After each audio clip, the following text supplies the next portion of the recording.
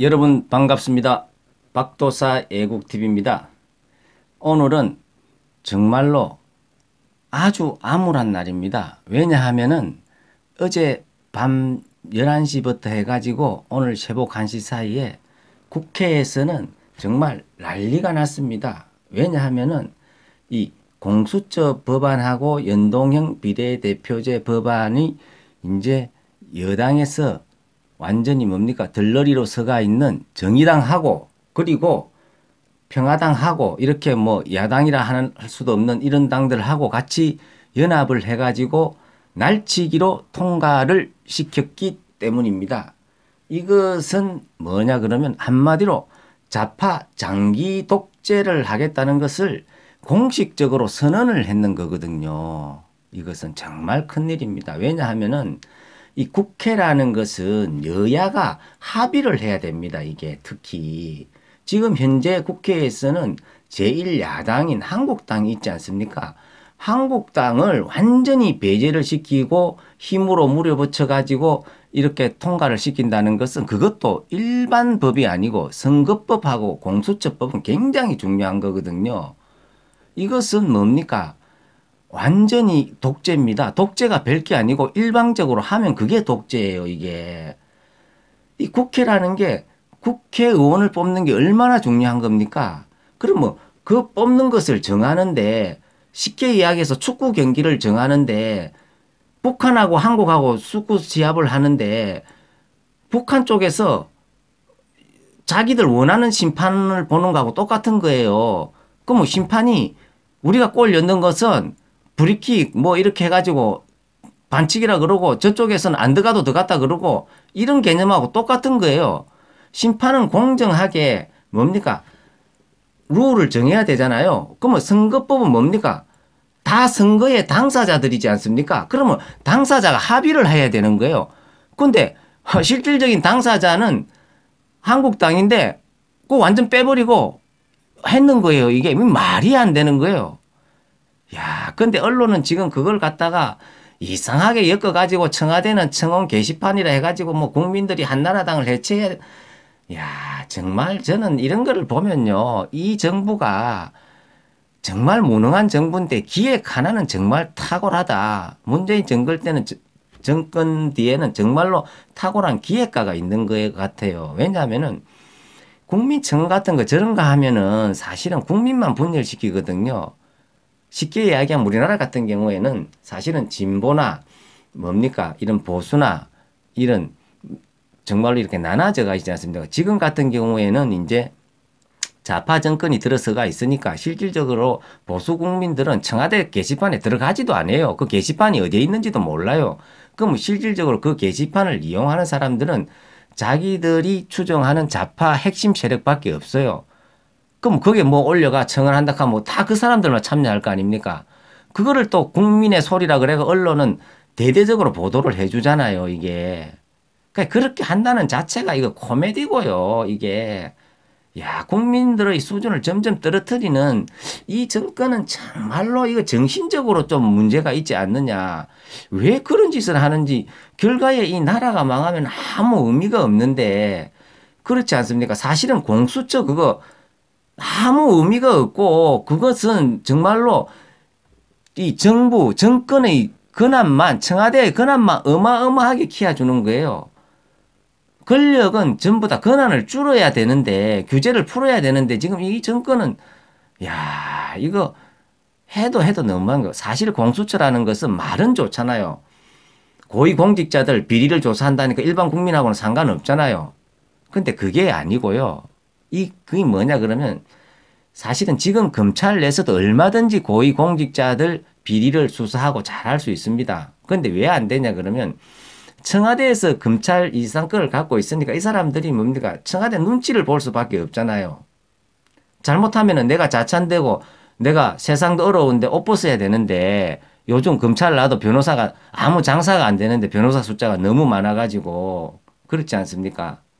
그러니까 이걸 원칙대로 하면은 공정하게 검찰 인사를 시키면 돼요. 그러면은 사실 검찰이나 법원에 근무하는 사람들은 정치 성향 그렇게 중요하지 않아요. 자기가 소신 있게 일하면 더 좋죠. 근데 그런 인사권 같은 거를 공식적으로 넘가주기 싫으니까 그거는 그거대로 지고 있고 또 특별수사기관을 만들어 가지고 특별 공수처 하는 일바따 일이 뭐냐면 판검사들 기소할 수 있는 권한이에요. 국회의원들은 또 뺐어요, 그것을. 그러면 인사권만 쥐고 있는 상태에서도 이 사람들이 꼼짝을 못 하는데 자기들을 뭡니까? 구속시킬 수 있는 기소권까지 갖고 있으면은 더 골치가 아프고 뭐 이거는 뭐 정말 이거는 나라의 앞날이 정말 걱정이 됩니다, 이게. 그래서 지금 사실은 일이 이렇게 정말 이거 좌파 장기 독재로 이렇게 시나리오가 흘러가고 있는데 그럼 현실적으로는 지금 한국당이 이거 잘 싸워가지고 그래도 끝까지 뭡니까? 아직까지 이거 막아내야 되잖아요. 뭡니까? 이거 본회의에 통과되고 아니면 중간에라도 내려올 수 있도록 이렇게 막아내야 되는데 이걸 또 무슨 패스트트릭이라는 걸 써가지고 이게 합의가 안 되면 자동으로 상정을 시키고 굉장히 지금 일이 어렵게 되어 있는데 어쨌거나 지금 총대를 메고 있는 이 한교안 대표가 정말 이런 투쟁력이라든지 이제 이런 부분이 있어야 되는데 이 부분에 대해서 이제 제가 한교안 씨의 그 사주도 이 풀이도 해놓고 했습니다만은 오늘은 정말 이분이 그런 내면의 그런 기운을 갖고 있는지 그 부분만 제가 한번 알아보고 그리고 이제 그 부분을 알아보기에 앞서 이 사람이 이러한 성향은 있습니다. 이 사람이 검사 생활을 한 28년 가까이 했습니다. 그것도 공안부에. 사실 공안부라는 것은 나라에 대한 내국심이 없으면 못합니다. 그것은. 무슨 이권이 생기는 것도 아니고 욕만 먹어요. 무슨 좌파하고 만날 싸워야 되고 통진당 해산의 주도적인 역할을 하신 분도 이분이 법무부 장관 때 그 일을 했거든요. 이제 그것은 자기들이 이제 여당이 때 했다 손치더라도 실질적으로 노무현 정부 때 이분이 검사로 있을 때 강정규 교수라는 사건이 있습니다. 동국대 교수하신 분인데 이분이 6.25는 북한의 통일전쟁이다 이런 말도 안 되는 소리를 했어요. 그래서 미군이 개입을 안 했으면은 한 달 안에 통일이 되었을 거다. 그때 신문에 난리가 났습니다. 그래서 이제 그때 담당이 이제 지금 이제 한교안 검사인데, 그래 이분이 이제 이걸 구속을 밀어붙이니까 그 당시가 뭡니까? 북한 쪽에 굉장히 우호적인 노무현 정권 때 아닙니까? 그리고 장관도 이 천정배 장관입니다. 이분도 뭐 큰 개념이 없는 그런 장관이에요. 이분도. 그러다 보니까 그런 시설퍼런 그런 좌파 정권에서 그때 한교안 검사가 끝까지 이것을 밀어붙이고 자기 소신을 내뱉었거든요. 지금 현재 그렇게 소신을 내뱉는 검사가 거의 없지 않습니까? 그것은 자기의 직을 걸지 않으면 그렇게 절대로 할 수가 없어요. 그것은.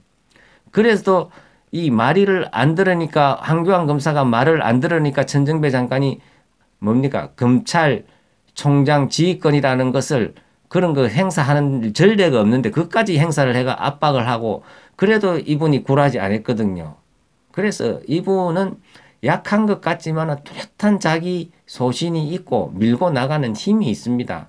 그래서 이제 이분의 사주에 보면은 이분이 이제 정유생 1957년생인데요. 일간이 정화일간입니다. 불로 태어났는데 뭡니까? 지지에도 살을 깔고 있어요. 또 불을 깔고 있어요. 그래서 이제 그 일간이 굉장히 강합니다. 자기의 뿌리가 튼튼하기 때문에. 그리고 이분은 사주팔자 8글자 중에서 불이 3개나 있습니다. 그래서 쉽게 꺼지지를 않아요. 그리고 이분의 공직에 근무를 해도 똑바로 근무하는 그러한 스타일의 격이에요. 그래서 이분 같은 경우에는 격도 강하고 그리고 중요한 것은 항상 뭡니까? 이 운이 따라야 되는데 이분이 이제 올해 대운이 이제 바뀌었습니다. 입춘을 기점으로 해가지고 이제 정유대운으로 바뀌었습니다. 이 정유대운은 이 사람한테 어떤 역할을 하냐 그러면은 이 유가 황교안 씨한테는 천을 기는 역할을 합니다. 기인 중에서 가장 으뜸입니다. 천상에서 하늘에서 내려와 가지고 이 사람이 어려울 때 도와주는 역할을 하는데요. 그리고 이분은 또 정유년생이지 않습니까? 그 정유년의 유도 그 조상 자리에 천을 기인을 깔고 있습니다. 그래서 이분은 조상의 음덕도 강합니다. 그래서 이분이 지금 여러 가지 이제 그 머리도 아프고 여러 가지 이제 전개 처음 나가지고 험난한 길에 이렇게 처해 있는데 저는 충분히 이분이 뚫고 나갈 수 있는 그런 저력이 있다. 단지 경험이 없기 때문에 다소 미숙한 부분은 있겠지만은 사실은 뭡니까? 미숙한 것보다 본인의 마음의 의지가 중요하잖아요. 아니 그냥 평검사 시절에 뭡니까? 이 좌파 정권을 상대로 해가지고 구속영장을 들이민다는 것은 자기의 직을 걸지 않고는 그렇게 할 수 없는 거거든요.